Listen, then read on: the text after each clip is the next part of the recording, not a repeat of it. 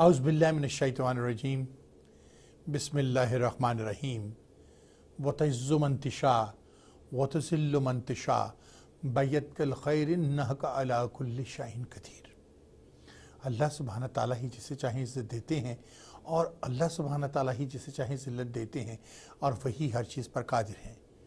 आशिकान पाकिस्तान और टेलीविज़न की दुनिया के दोस्तों, ये वाह टीवी ह्यूस्टन टेक्सास से एक खादिम पाकिस्तान और गुलामान रसूल नासिर शेख, जिसे आप जान शाह के नाम से पहचानते हैं, अपने प्रोग्राम हालात हाजरा के साथ हाजिर खिदमत है और आपकी खिदमत में सलाम अर्ज़ करता है।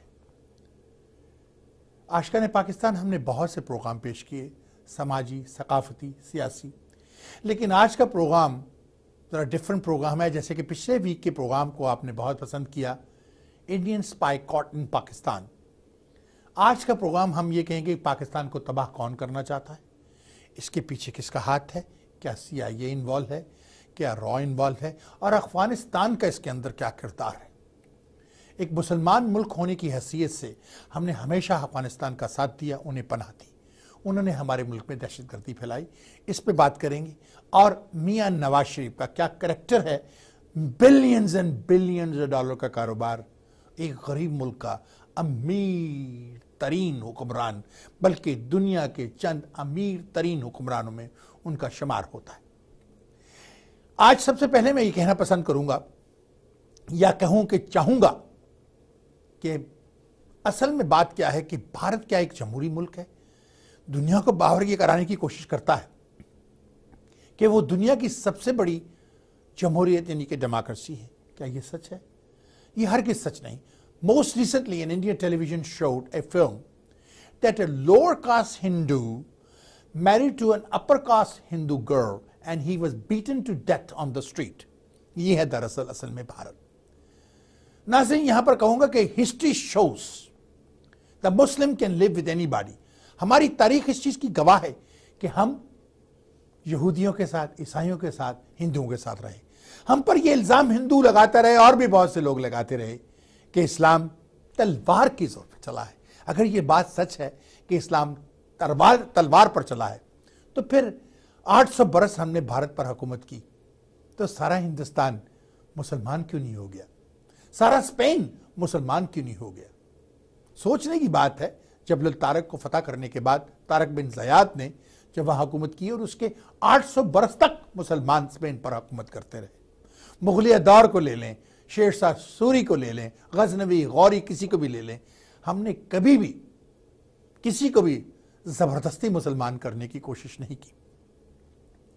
बहुत सी बातें आज करेंगे, लेकिन सबसे पहले, इससे पहले कि मैं प्रोग्राम को और आगे लेके बढ़ूं, एक छोटी सी मेरी काविश है जो कि मैंने भारतीय टेलीविजन से ली। जी, भारतीय टेलीविजन से एक वीडियो आपको दिखाऊंगा किस तरह से स्ट्रीट पर उस बेगुनाह हिंदू को मारा गया जो कि छोटी कास्ट का हिंदू था, और उसको किस तरह बेदर्दी से मारकर, और अपर कास्ट की हिंदू को उसके रिश्तेदारों ने बेदर्दी से सड़क पर मारा और सारा जमाना खामोश रहा, तमाम हिंदू ब्रदर खामोश रहे। क्या ऐसे भारत के साथ हम रह सकते थे? मुसलमान आज कुत्ते की जिंदगी जी रहा है भारत के अंदर। क्या कायदे आज़म का फैसला सही नहीं था? बिल्कुल सही था कायदे आज़म का फैसला कि हमें इनसे अलग होना है। लीजिए, मुलाजा फरमाइए एक छोटी सी मेरी काविश और उसके बाद प्रोग्राम को लेकर मैं आगे बढ़ता हूँ। नाज़रीन, आपने मेरी छोटी सी काविश को देखा, आपने अंदाज़ा लगाया कि कितना सही था कायदे आज़म का फैसला, कितना सही था मशरकी पाकिस्तान वालों का फैसला, जहाँ से ये तहरीक पाकिस्तान की चली। आपको याद होगा, अक्सर मैंने आपको याद दहानी कराने की कोशिश की कि मेरे वालिद ने कायदे आज़म का हाथ पकड़कर उनको मना किया था कि मशरकी पाकिस्तान मत लो, बीच में भारत है, हमारे पास नहीं रहेगा। आप वहाँ पर खाना जंगी करवाओ और वहाँ पर उनको अलग से आज़ादी ले दो, वो एक आज़ाद मुसलमान मुल्क होगा जिसे बाद में हम फेडरेशन बनाकर पाकिस्तान में शामिल कर लेंगे। आप पूरा रन खिंच लो, राजस्थान लो, पंजाब लो, कश्मीर लो। अगर तुमने कश्मीर ना लिया तो ये हमारा कब्रिस्तान बना दिया जाएगा। आज तारीख गवाह है कि कश्मीर को हमारा कब्रिस्तान बना दिया गया। भारत कभी भी ये नहीं चाहता था कि पाकिस्तान एक इंडिपेंडेंट मुल्क रहे। भारत ने हमेशा जासूसी की, हमेशा पाकिस्तान को नुकसान पहुंचाने की कोशिश की।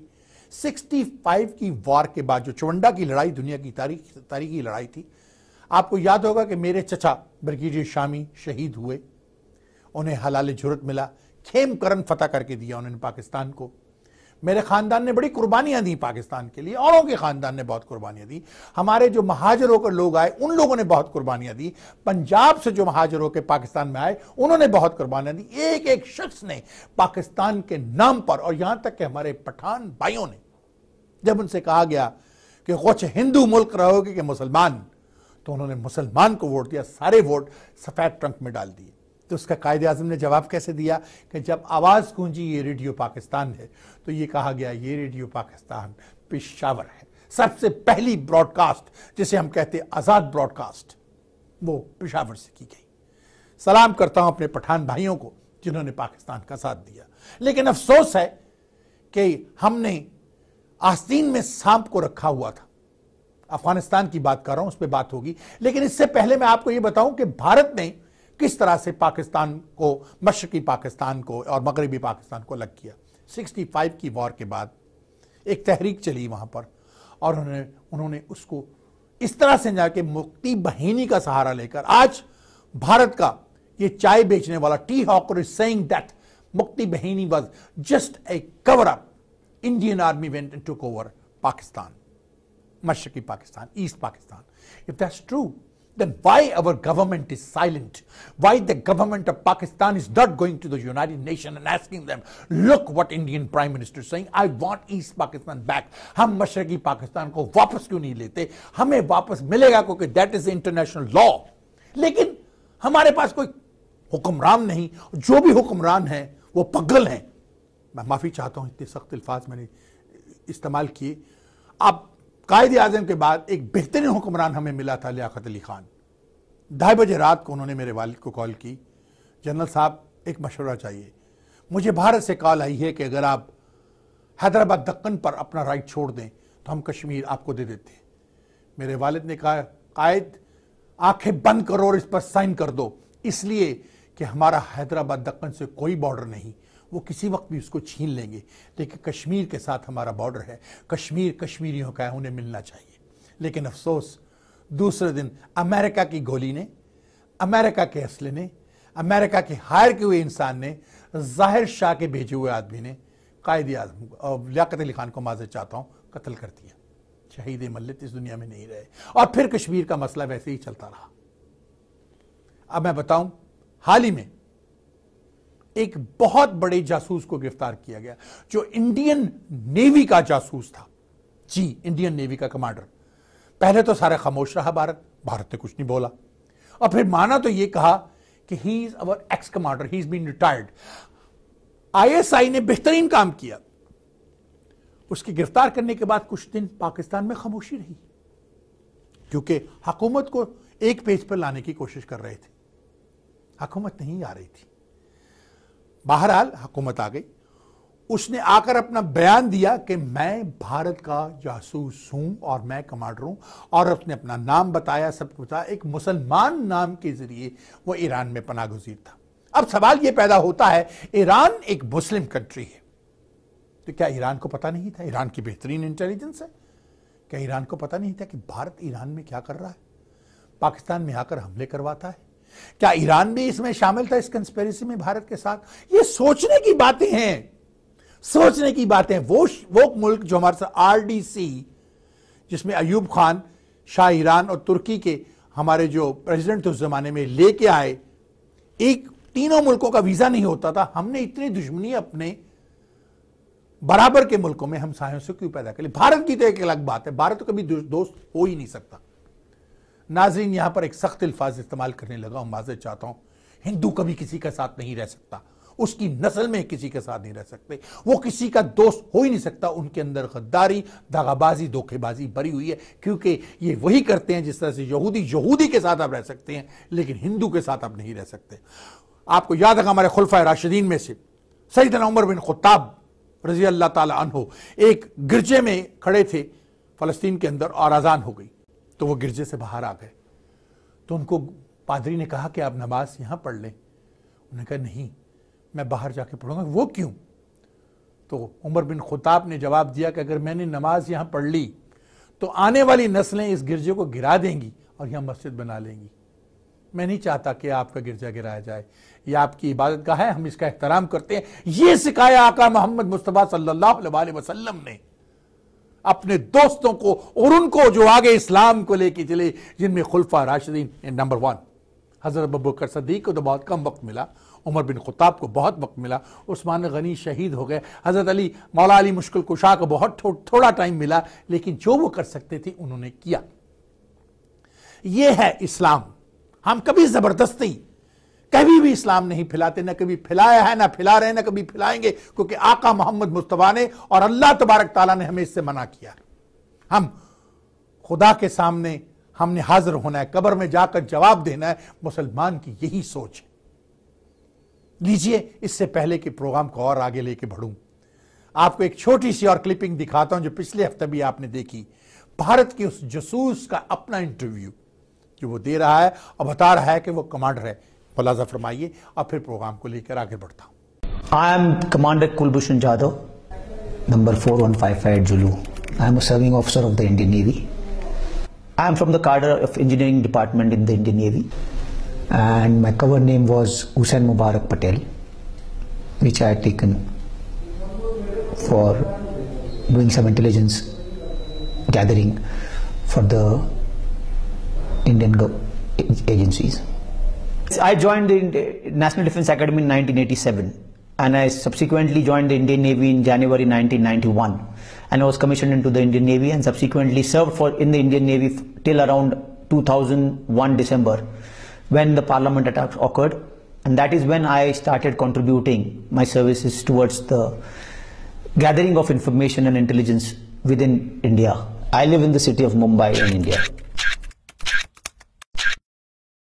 I am still a serving officer in the Indian Navy, and will be due for retirement by 2022 as a commissioned officer of the Indian Navy.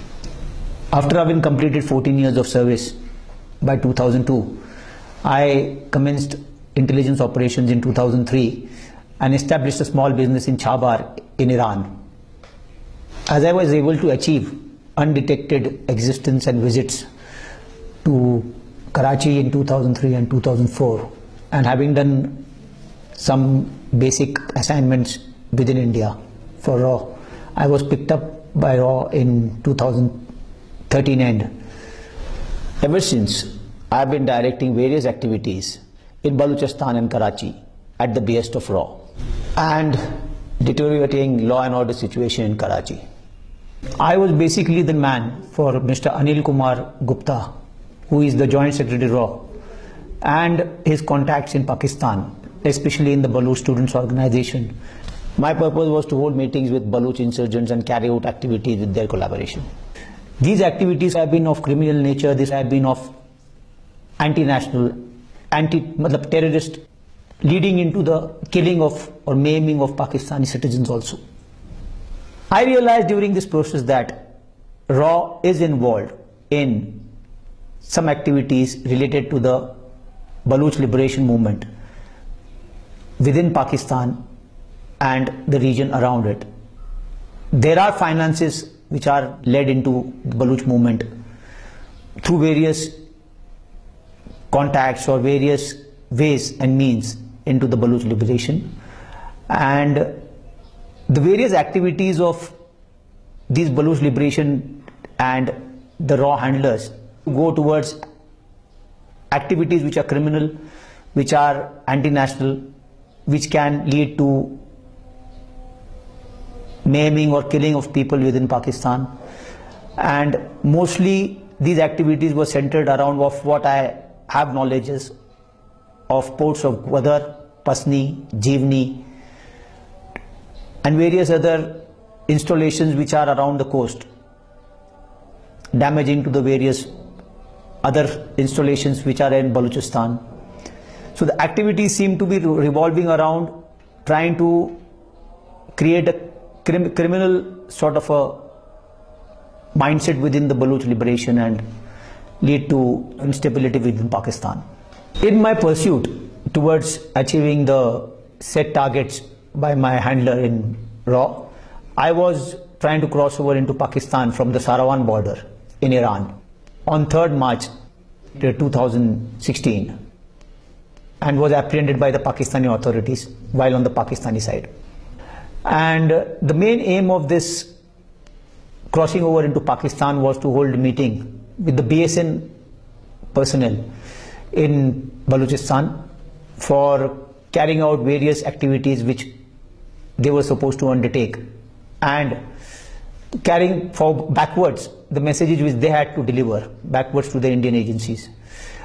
The main issues regarding this were that they were planning to conduct some operations within the next immediate future, near future. So that was to be discussed mainly, and that was the main aim of trying to coming into Pakistan. So the moment I realized that my intelligence operations have been compromised on my being detained in Pakistan, I revealed that I am an Indian naval officer, and it is on mentioning that I am an Indian naval officer, the total perception of the establishment of the Pakistani side changed, and they treated me very honorably and with utmost respect and due regards, and have handled me subsequently on a more professional and a proper courteous way. And they have handled me in a way that befits that of an officer. And once I realized that I have been compromised in my process of intelligence operations, I decided to just end the mess I have landed myself in, and just wanted to subsequently move on and cooperate with the authorities in removing the complications which I have landed myself and my family members into. And whatever I am stating just now, it is the truth, and it is not under any duress or pressure I am doing it. नाज़रीन, आपने ये clip देखा, इससे आपको अंदाजा हो गया होगा कि पाकिस्तान किस हद तक सही है। बिल्कुल सही है। पाकिस्तान ने कुछ नहीं किया, हमारे खिलाफ हमेशा कंस्पिरेसी होती रही। आप जरा आइए इसको जरा वाइड एंगल से देखें। हमारे मुल्क का हुक्मरान मियां नवाज शरीफ और उसके कंबाडरेज, तमाम वजीर आज भी खामोश हैं, बिल्कुल खामोश हैं। मियां नवाज शरीफ पिछले चंद दिनों में 2 बार कौम से खिताब कर चुके हैं। अभी अपने खानदान का पूरा चिट्ठा बूठा लेकर बैठ गए, मेरा खानदान क्या था, मेरे बाप ने क्या किया, हमने पैसा कैसे कमाया, मेरे बच्चों ने पैसा कैसे कमाया। एक बार भी उन्होंने ये नहीं सोचा कि मैं उस जासूस की बात करूं। चलो भाड़ में गए वो भी। फिर उन्होंने कहा जी मैं जुडिशरी कमीशन बनाता हूं। नाज़रीन, सवाल पैदा होता है, जुडिशरी कमीशन बनाने के लिए सुप्रीम कोर्ट को एक खत लिखना पड़ता। रिटायर्ड जज का तो इन्वेस्टिगेशन कमीशन होता है, जुडिशरी कमीशन तो नहीं होता। कौम से झूठ बोला। आपको याद होगा कि निक्सन ने इसी तरह कौम से झूठ बोला था कि मैं कोई क्रुक नहीं हूं, मैं कोई ये नहीं हूं, मैं कोई वो नहीं हूं। तो फाइनली उसको रिजाइन करना पड़ा, इम्पीचमेंट जिसे आप कहते हैं। इसी तरह से क्लिंटन ने झूठ बोला कि उसका कोई तल्लुक नहीं, तो फाइनली उसको भी रिजाइन करना पड़ा। लेकिन इससे पहले कि वो रिजाइन करता या इम्पीच होता, उसने आके कौम से माफ़ी मांग ली। जब आप माफ़ी मांग लेते कौम से, तो कौम आपको माफ़ कर देती है। तो मियां नवाज शरीफ साहब को भी चाहिए था कि कौम से आके माफ़ी मांगते भी, मैंने करोड़ों कमाए, मैंने लूटा। सवाल ये पैदा नहीं होता कि आपके बेटों ने क्या बनाई। आपके बेटों के तो कोई एहसास रजिस्टर नहीं है। कानून तो ये होना चाहिए पाकिस्तान के अंदर कि जब आप इलेक्शन लड़ें तो सिर्फ आपके नहीं, आपके पूरे बच्चों के सबके एहसासे रिपोर्ट किए जाएं। क्यों? इसलिए कि आप बच्चों के नाम पे सब ट्रांसफर कर देते। अब आपको यहां पर एक बड़ा अमेरिका का एक मसला सुनाता हूं। अक्सर पेशतर लोग यहां तलाक लेते हैं, आप पर मुकदमेबाजी चल रही है, ये कुछ ह्यूस्टन का एक केस है। मुकदमेबाजी के दौरान उस शख्स ने अपनी बीवी को तलाक दे दी और तलाक देकर तमाम प्रॉपर्टी उससे पहले बीवी के नाम कर दी, और अदालत में कहा मेरे पास तो कुछ है ही नहीं, मैं तो कंगला हूं, मेरी बीवी सब कुछ लेगी, और बीवी उसके साथ रह रही थी। जब आपने किसी को तलाक दे दी तो वो तलाक हो जाती है। खिलवाड़ ना बनाएं इसको, अल्लाह मियाँ से मजाक ना करें आप। और उसके बाद आप उस औरत के साथ रह रहे हैं। हाँ, ये बात मैं मानता हूं कि इस्लाम में कुछ थोड़ी सी छूट भी है। 1 तलाक है, 2 तलाकें, उस दौरान तक तो आप उससे रजू कर सकते हैं, दोबारा निकाह कर सकते हैं, इद्दत के अंदर रजू किया जा सकता है। لیکن اگر آپ نے 3 طلاقیں دے دی ہیں تو پھر آپ رجوع نہیں کر سکتے، پھر وہ حلالہ کرنا پڑتا ہے۔ حلالہ پہ بات آئی، اکثر و بیشتر کہتے ہیں میں نے بیوی کو طلاق دے دی، میری بیوی سے شادی کر لو تاکہ اس کو طلاق دو، میں اس سے شادی۔ یہ حلالہ نہیں، یہ کانٹریکٹ ہے۔ حلالہ میں کوئی کانٹریکٹ نہیں ہوتا، یہ بھی زناکاری ہے۔ ہم نے تو مذہب کو مذاق بنا رکھا ہے۔ اب میں کہوں جی ملاؤں کی غلطی، ملاؤں کی غلطی نہیں ہے۔ جس طرح سے ہم نے اپنے اسلام کو لے لیا ہے، جو چیز ہمارے حق میں ہے اس کو ہم نے رد و بدل کر لیا ہے، جو نہیں ہے وہ نہیں ہے۔ اللہ کے نبی نے کیا کہا کہ مزدور کا پسینہ خشک ہونے سے پہلے اس کی مزدوری ادا کر دو۔ یہ نہیں کہ اس کو گھر بلا کے چائے پلاؤ اور اس کے سارے آلات اس سے، سارے اس کے ٹول اس سے چھین لو اور بدماش بن کے بیٹھ جاؤ کہ میرا کوئی کچھ نہیں بگاڑ سکتا۔ خدا سے مقابلہ نہیں کیا جا سکتا۔ ہر فرعون کے لیے اللہ نے ایک موسیٰ رکھا ہوتا ہے، یاد رہے جو میں نے کہا ہے، ہر فرعون کے لیے خدا نے ایک موسیٰ رکھا ہے۔ فرعون کو جس طرح خدا نے پانی میں غرق کر دیا تھا اور اس کے دنیا کے لیے محفوظ کر دیا کہ دیکھ لو میں رب ہوں، اس طرح جو ہیوسٹن میں فرعون رہتے ہیں ان کے لیے بھی کوئی نہ کوئی موسیٰ خدا نے ضرور رکھا ہوا ہے۔ کسی کی آہیں مت لیجیے۔ اور یہی بات میں آج بھارت کی حکومت کو کہنا چاہتا ہوں۔ بے پناہ بندے مارے انہوں نے پاکستان میں، جاسوسوں کو بھیجا، لیکن کن کو بھیجا؟ ہمارے ہی لوگوں کو ٹرینڈ کیا، پیسوں کے لیے بک گئے ہمارے لوگ، خواہ وہ مشرقی پنجاب تھا، خواہ وہ مغربی پنجاب تھا، خواہ وہ جنوبی پنجاب تھا، بک گئے لوگ اور اپنے ہی لوگوں کو مارنا شروع کر دیا۔ کراچی میں روز بوری میں لاشیں ملتی تھی۔ آج الطاف حسین کے بارے میں صاحب بتا دیا گیا ہے کہ وہ راہ سے پیسے لیتا تھا۔ کیوں حکومت پاکستان خاموش ہے؟ کیوں اس کی پارٹی کو دہشت گرد پارٹی قرار دے کر ان کو گرفتار کر کے اندر کیوں نہیں پھینکا جاتا؟ لوگ کہتے ہیں جی مسٹر 10% زرداری صاحب کو۔ میاں صاحب نے جو کرتوت کیے ہیں، زرداری صاحب تو اس کے سامنے کچھ بھی نہیں، یہ تو وہ تو پیسٹری چور لگتے ہیں میاں صاحب کے سامنے۔ میاں صاحب بیکری چور ہیں اور وہ پیسٹری چور ہیں۔ اور ہوا کیا ہے کہ وہ آصف علی زرداری میاں صاحب کی بیکری سے جا کے پیسٹری چرا کے لے آتا ہے، یہ آپس میں بانٹ رہے ہیں، ایک پیسٹری چور ایک بیکری چور، یہ حالت ہے۔ اور ان کے بھائی کو دیکھیے شہباز شریف کو، کہتے ہیں منڈے ہو یا سنڈے کھاؤ 2 انڈے۔ کیوں؟ اس لیے 2 انڈے کھاؤ کہ ان کے بیٹوں کی پوٹری فارم، چکن، سارے کی چکن کا بھاؤ کیا ہے؟ کیوں سارے پاکستان کو تباہ کر کے رکھ دیا، سارے خاندان نے قبضہ کر رکھا ہے، وہ قبضہ گروپ بن گیا پاکستان میں۔ میڈیا والوں پہ آبجیکشن لگ جاتا ہے۔ اگر میڈیا کو انفارمیشن دیتا ہے، میں یہاں پر ایک بات کہوں، میاں صاحب یہ اے آر وائی نے تو آپ کے خلاف کچھ نہیں کیا۔ A R Y have nothing to do against, یہ تو باہر سے خبر آئی اور آپ کے بارے میں نہیں، کئی سیاستدانوں کے بارے میں دنیا میں۔ اور آئس لینڈ کے وزیر اعظم کو تو ریزائن کرنا پڑ گیا، انکار کرتا رہا، عوام پیچھے پڑ گئی، اسے ریزائن کرنا پڑ گیا۔ لیکن آپ سے ریزائن کون کرائے گا؟ بہت بہادر ہو جاتے، بہت آپ کا قد بڑھ جاتا اگر آپ کہتے کہ انکوائری کیجیے، میں اس وقت تک ریزائن کرتا ہوں۔ اپنی بیٹی کو پرائم منسٹر بنا دیتے، اپنے کسی اور چاہنے والے کو یہ نیچے جو آپ نے پالتو کتے پالے ہوئے ہیں، یہ جو آپ کے چھوٹے چھوٹے میڈیا والے ہیں، کسی کو بھی جو میڈیا میں جا کے الٹی سیدھی باتیں کرتے ہیں، کسی کو بھی وزیر اعظم بنا دیتے۔ آپ کا قد بہت بڑھ جاتا میاں صاحب، لیکن آپ نے وہ نہیں کیا۔ آپ تو آموں اور ساڑیوں کا تحفہ ان کو بھیجتے ہیں جو پاکستان کو ختم کرنا چاہتے ہیں۔ یہاں پر ناظرین آپ کو ایک اور بات یاد دلاؤں، پٹھان کوٹ کا واقعہ۔ ہماری انویسٹیگیشن ٹیم بھارت گئی، ان کو ایکسس نہیں دی گئی ہر جگہ پر جہاں دینی چاہیے تھی۔ کیوں؟ کہ شاید ان کو پتہ چل جاتا کہ اس کے پیچھے پورے بھارت کا ہاتھ تھا۔ کچھ نہیں ہوا پٹھان کوٹ میں، تو مر گئے۔ ہم کیسے ثابت کریں؟ اور تو اور جب ایک مسلمان آفیسر، موسٹ ریسنٹلی 4-5 دن کی پہلے کی بات ہے، جو ایک مسلمان آفیسر جو اس مقام تک پہنچ گیا کہ وہ ثابت کر سکتا تھا کہ اس کے اندر را کا ہاتھ ہے، کچھ نہیں ہوا پٹھان کوٹ میں۔ It's set up just like Bombay میں سیٹ اپ تھی، اور اس آپ کو یاد ہوگا پولیس کمشنر کو مار دیا گیا تھا۔ اسی طرح اس مسلمان کو 4-5 دن پہلے جو ہیڈ آف دی انویسٹیگیشن تھا پٹھان کوٹ کی، اس کو 22 گولیاں ماری گئیں، اس کو 22 گولیاں۔ یہ ہے بھارت کی جمہوریت۔ اب ہمارے ملک کی جمہوریت لیجیے۔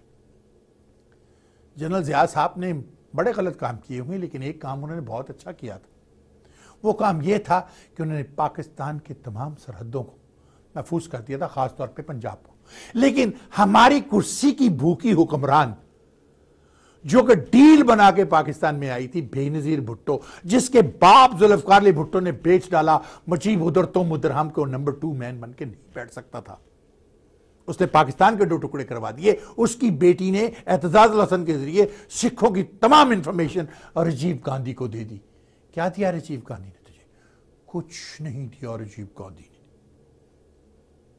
اب میں سوال یہ کرتا ہوں آپ سے، دنیا میں بم پھٹتے ہیں، قتل ہوتے ہیں، برسل میں بھی ہوتا ہے، لندن میں بھی ہوتا ہے، پیرس میں بھی ہوتا ہے، امریکہ میں بھی ہوتے ہیں، برازیل میں بھی ہوتا ہے، دنیا جاپان میں بھی ہوتے ہیں، تو پھر کیا وجہ ہے دنیا ان ملکوں میں جانا بند تو نہیں کرتی، پاکستان میں آنا بند کیوں کر دیتی ہے؟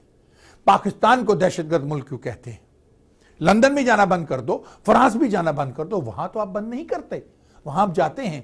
اس کی وجوہات کیا ہے کہ ہماری حکومت بہت کمزور ہے، یہاں تک کہ اب افغانستان کی کرکٹ ٹیم نے پاکستان آنے سے انکار کر دیا، سیکیورٹی۔ ارے افغانستان نے، کل کی بات ہے، افغانستان کا ایک جاسوس پاکستان سے پکڑا گیا اسلحے کے ساتھ، جو پاکستان میں تباہی مچانا چاہتا تھا۔ یہ مسلمان ملک ہے، جبھی تو بھارت نے کہا تھا کہ ہم اب دوبارہ کوئی ایسا واقعہ ہوا تو ہم آپ سے بلوچستان چھین لیں گے۔ حیرت ہے کہ ہمارے حکمرانوں نے سن لیا، کچھ نہیں کہا۔ انہیں یہ کیوں نہیں کہا ہم تم سے دلی چھین لیں گے، ہم تم سے امرتسر چھین لیں گے، ہم تم سے پورا مشرقی پنجاب چھین لیں گے؟ اس لیے کہ ہمارے پاس حکمران نہیں۔ میاں نواز شریف کس کے لیے کام کرتے ہیں؟ کل مجھے ایک کال آئی، میں نام نہیں لینا چاہتا، ایک بہت بڑی شخصیت پاکستان سے مجھے کال کر رہی تھی۔ انہوں نے مجھے کہا کہ شیخ صاحب آپ ذرا انویسٹیگیٹ تو کریں، آپ ایک انویسٹیگیٹر ہیں، کہ کہیں میاں نواز شریف راہ کے لیے کام تو نہیں کرتا۔ سوچنے کی بات ہے کہ راہ نے سارے پیسے کاروبار تو نہیں کروا کے دیے، کیا وجہ ہے کہ یہ خاموش بیٹھا ہے؟ کیوں خاموش بیٹھا ہے؟ الطاف حسین بھی تو خاموش بیٹھا ہے، بھارت کے خلاف کچھ نہیں بولتا، وہ تو ثابت ہو گیا راہ سے پیسے لیتا ہے۔ تو کیا میاں برادران بھی، ان کے تو اپنے بیٹوں کا بھارت میں کاروبار ہے، اور تو اور شہباز شریف کی بیٹی، شہباز شریف کی بیٹی، اپنا خون، ہندوستان کے جنرل کے ایک نواسے کی بیوی، ایک ہندو کی بیوی ہے، تو شہباز شریف کیسے بولے گا اپنے داماد کے خلاف یا اپنے داماد کے ملک کے خلاف؟ سوچئے میں کیا کہنا چاہتا ہوں۔ ہمیں ان کے بارڈروں پہ جانے نہیں دیا جاتا، ہمیں ویزے نہیں دیے جاتے، بھارت منمانی کرتا ہے، امریکہ جب بھی آتا ہے الزام لگا دیتا ہے پاکستان پر۔ دیکھنا یہ ہے کہ ساری کہانی کے پیچھے جو میں آپ کو ثابت کرنا چاہ رہا ہوں کون ہے۔ جب ہمیں یوز کیا جا رہا تھا افغانستان میں، ہمیں اسلحہ بھی دیا جا رہا تھا، سب کچھ کیا جا رہا تھا، کیونکہ رشیا افغانستان میں تھا، تو مجاہدین کے ذریعے جنرل گل نے ان کو ٹرین کیا۔ اس وقت ہمیں ڈیل کرنی چاہیے تھی امریکہ کے ساتھ کہ ہمیں کشمیر لے کے دو، ہمیشہ Kashmiri got the end of the stick. کیوں؟ جب امریکہ کا مسئلہ وہاں سے ختم ہو گیا تو جارج بش صاحب نے پاکستان کو ایک دہشت گرد ملک قرار دے دیا۔ اس کے بعد کلنٹن نے کیا کارگل کی جنگ ہم نے جیت لی تھی، تو کمر توڑ دی تھی بھارت کی، میں مجاہد تھا وہاں پر، کمر توڑ دی تھی پاکستان نے، کارگل کی، بھارت کی کمر توڑ دی تھی۔ بھارت چیختا ہوا دنیا کے پاس گیا، چلاتا ہوا دنیا کے پاس گیا، اور پھر کلنٹن نے پاکستان کو فون کیا، میاں نواز شریف ڈھیر ہو گئے، چلیں آپ نے کارگل واپس کر دیا تھا، ہم وہاں سے اپنی فوجوں کو نکال لیتے، لیکن پہاڑ تو ہمارے تھے، کشمیر تو کشمیریوں کا ہے، ہم ہی سے پہاڑوں لیے تھے، ہمیں کبھی وہ پہاڑ واپس نہیں کرنے چاہیے تھے۔ بھارت کے ایک فوجی افسر نے مجھ سے پوچھا، یار تم لوگ کس مٹی کے بنے ہوئے ہو، 18,000 فٹ کی بلندی پر تم مسئلہ لے کے کیسے چڑھے؟ اور اس وقت وہ ایکٹیو آفیسر تھا آرمی کے اندر، کرنل کی پوزیشن پہ تھا، کہتا ہے جب ہم اوپر گئے تو 18,000 فٹ کی بلندی میں 30 below zero 40 below zero مسجد تھی، آپ لوگ وہاں نماز پڑھتے تھے، وضو کیسے کرتے تھے؟ میرا خیال ہے اس ہندو کو مسلمانوں کی ایمان کی طاقت کا اندازہ نہیں ہے۔ لا الہ الا اللہ محمد رسول اللہ کا ورد کرنے والے جب اس کا ورد کرتے ہیں، جب اللہ کے سامنے کھڑے ہوتے ہیں تو انہیں کوئی نہیں روک سکتا، نہ سردی نہ گرمی نہ آگ نہ کوئی چیز، کیونکہ ان کی محبت ڈائریکٹلی اللہ سے ہوتی ہے۔ اللہ تبارک تعالیٰ ان کے سامنے کھڑے ہوئے، وہ کھڑے کہ اللہ تیرے دربار میں ہم حاضر ہیں۔ میاں صاحب کو یہ سمجھ کیوں نہیں آتی؟ کیوں میاں صاحب نہیں سمجھتے کہ پاکستان شوڈ کم فرسٹ؟ آج یہ چائنا کو جو سب کچھ ہو رہا ہے، انڈیا صاف کہہ رہا ہے کہ ہم یہ ہونے نہیں دیں گے۔ یہ جو چائنا کا جو ہم کوریڈور بنا رہے ہیں، اور یہ کیوں نہیں, اور جو پائپ لائن ہمیں بنانی تھی ہم نے کیوں نہیں بنائی, ایران سے لے کر اوپر تک کیوں نہیں ہم نے بنائی؟ کیا وجوہات ہیں؟ کیا جنگلہ بس آڑ میں آ گئی؟ کیا ہوا اس میں؟ کیوں میاں صاحب یہ سب کچھ کر رہے ہیں؟ اپنے تو کاروبار میں ان کو کوئی نقصان نہیں ہوتا, پاکستان خسارے میں جا رہا ہے, آخر کیوں؟ کیا وجوہات ہیں؟ یہ ساری سوچنے والی باتیں ہیں. دیکھنا یہ ہے کہ آئی ایس آئی اگر ہندوؤں کو پکڑ سکتی ہے, انڈین سپائی کو پکڑ سکتی ہے, اور اگر آئی ایس آئی افغانستان کے سپائی کو پکڑ سکتی ہے تو پھر کسی اور طاقتور ملک کے سپائی کو کیوں نہیں پکڑتی؟ آپ میرا اشارہ سمجھ گئے ہیں, جو کہ پاکستان کو تباہ کرنا چاہتا ہے. سوچئے میں نے کیا کہا. میرے الفاظ ناظرین بہت سخت ہوتے ہیں لیکن سچ ہوتے ہیں. آپ مجھے اپنی دکھتی ہوئی آنکھوں سے دیکھتے ہو, سنتے ہوئے کانوں سے سنتے ہو, دھڑکتے ہوئے دل سے مجھے محسوس کرتے ہو. یہ چلتے ہوئے دماغ سے سوچیں کہ جو باتیں میں نے کی ہیں یا کر رہا ہوں, کیا ان میں کوئی غلط بیانی ہے؟ اگر میں سچ بول رہا ہوں جو میں بول رہا ہوں تو پھر وا ٹی وی کو سپورٹ کیجیے. مجھے آپ کی ضرورت ہے. میں ایک پاکستانی ہوں. میرے اسٹیشن سے آپ کوئی ہندوستانی گانا نہیں سنتے. میں نے 35 برس ریڈیو پروگرام کیا ہے. 35 برس میں ایک دن مجھے دکھا دیں کہ میں نے اپنے ریڈیو اسٹیشن پر کوئی بھارتی نغمہ چلایا ہو. افسوس ہے کہ آج پاکستان کے جس ٹیلی ویژن کو بھی اٹھائیں وہاں بھارتی نغمے چل رہے ہیں. کیوں؟ ہمارا اپنا کلچر نہیں, ہمارے اپنی زبان نہیں. کیا نہیں پاکستان کے پاس بہترین فنکار؟ میں آج آپ کو ایک بات بتاتا ہوں. فیصل قریشی کے ہاتھوں میں ہتھکڑی لگا دیجئے, نعمان اجاز کی زبان پہ تالا لگا دیجئے. ہمارے اور بھائی بہت سے فنکار ہیں پاکستان کے اندر, ان لوگوں کی ان کو ہتھکڑیاں لگا کے زبانوں کو سی دیجئے, وہ اپنے ایکسپریشن سے بھارت کو بیٹ کر دیں گے. بھارت مقابلہ نہیں کر سکتا پاکستان کا. اور بھارت کے پاس جتنے بھی فنکار ہیں ون وے ٹو ادر ان کا تعلق پاکستان سے, خواہ وہ دلیپ کمار تھے, خواہ وہ راج کپور تھے, خواہ وہ پرتھوی راج تھے, ششی کپور تھے, شمی کپور تھے, خواہ وہ سلیمان خان تھے, خواہ وہ ہیں اللہ ان کو زندگی دے, خواہ وہ عامر خان ہیں, خواہ وہ کیا گٹھا سا 5 فٹ کا 3 فٹ کا جو ہے آپ کا وہ بہت بڑا آج کل بنتا ہے, وہ جو میں یہاں میں وہاں, مجھے نام بھی اس کا یاد نہیں رہا, جو یہاں لپسٹک لگاتا ہے, وہ کیا اس کا تعلق پاکستان سے نہیں؟ یہ سب پاکستان سے, ان کی فیملیز پاکستان سے. شاہ رخ خان کہتے ہیں اس کو شاید, گٹھا سا جو ہے. میں تو ان کی فلمیں بھی نہیں دیکھتا ہوں, اس لیے کہ میرے اپنے ملک کے ڈرامے ہیں, میرے اپنے ملک کے. ایک ڈرامہ ہے, میں آپ کو کہوں گا دیکھیے, اس ڈرامے کا نام ہے داستان. وہ ایک کہانی ہے, بھارت میں ایک لڑکی رہ جاتی ہے, سکھوں کے گھر میں ہاتھوں میں آ جاتی ہے, سکھ اس سے زبردستی کر کے شادی کرتے ہیں. جب وہ پاکستان آتی ہے تو کیا ہوتا ہے, ذرا اس ڈرامے کو بیٹھ کے دیکھیے. ہو سکتا ہے میں اپنے چینل پہ چلا دوں کسی دن. اب میرے پاس ایک ایسا شخص آیا ہے, اس کے بارے میں یہی کہوں گا کہ بڑا محنتی آدمی ہے. کچھ دنوں میں آپ کا ٹیلی ویژن پہ اس پر تعارف بھی کرواؤں گا. آج کی جو ایڈیٹنگ ہوگی, آج کی جو فوٹوگرافی ہوگی, اسی نے کی ہے. بہت کچھ بدلا ہے. امید کرتا ہوں کہ آنے والے دنوں میں ہم آپ کے لیے ایک اور معیاری اچھے سے اچھے پروگرام پیش کریں گے اور ڈرامے بھی آپ کے لیے لائیں گے.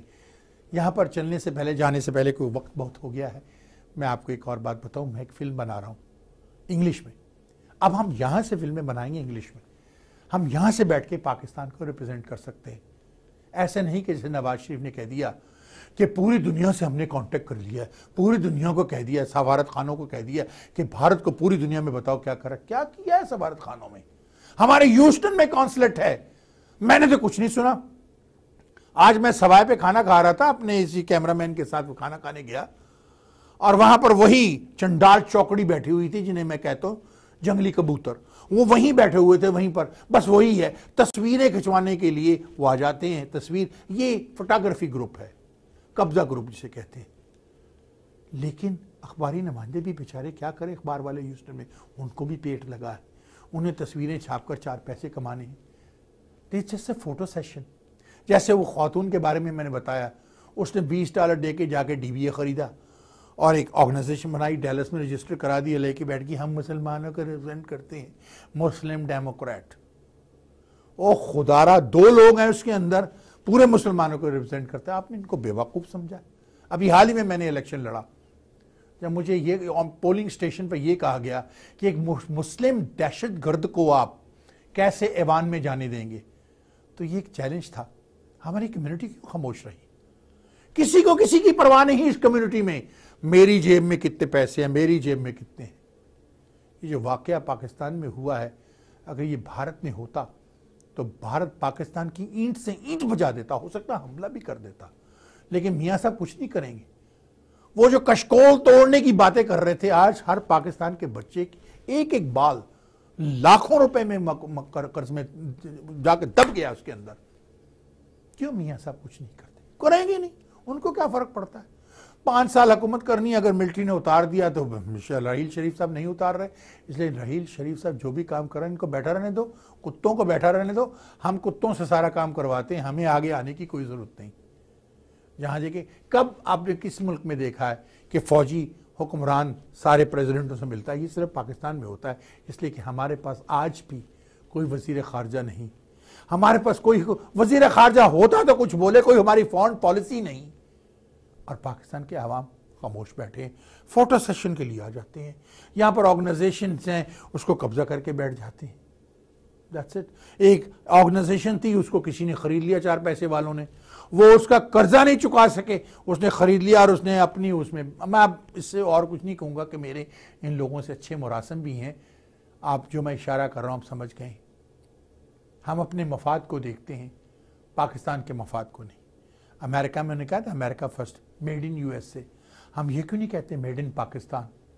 بہترین ٹیکسٹائل پاکستان کی، بہترین لیدر پاکستان کا ہے، لیکن ہم اٹلی کو اٹھا کے اپنا را مٹیریل دے دیتے ہیں، وہ میڈ ان اٹلی لگا کے وہ آگے بیچتے ہیں، حالانکہ وہ میڈ ان پاکستان ہوتا ہے۔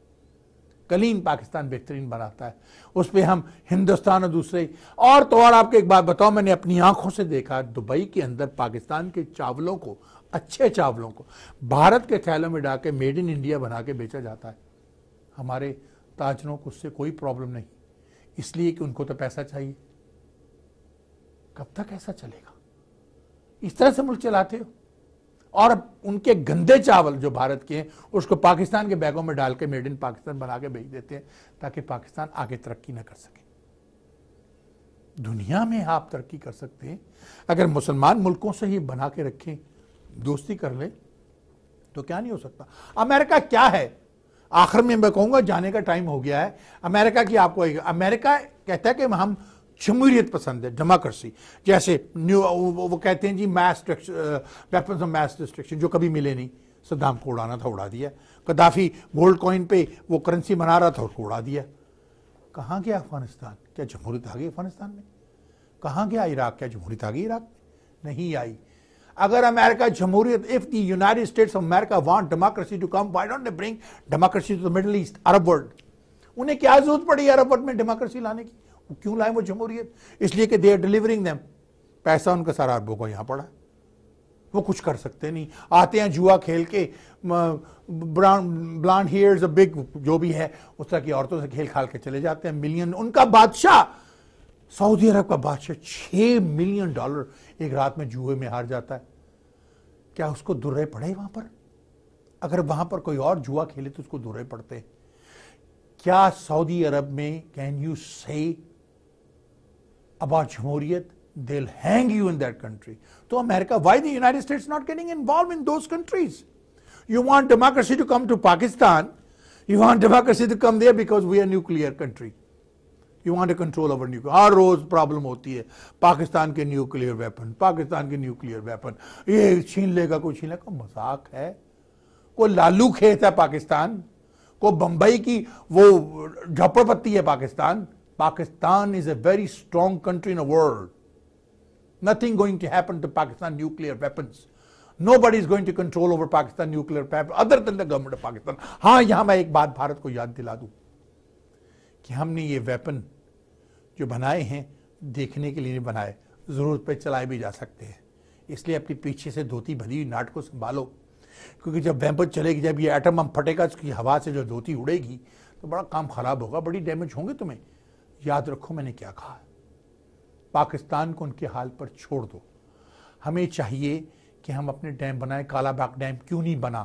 جواب دیجئے میاں صاحب، بنائیے، زبردستی بنائیے۔ اتنا پیسہ پاکستان میں پھینکا گیا ہے، اتنا پیسہ بھارت نے پاکستان میں پھینکا کہ ڈیم نہ بنے۔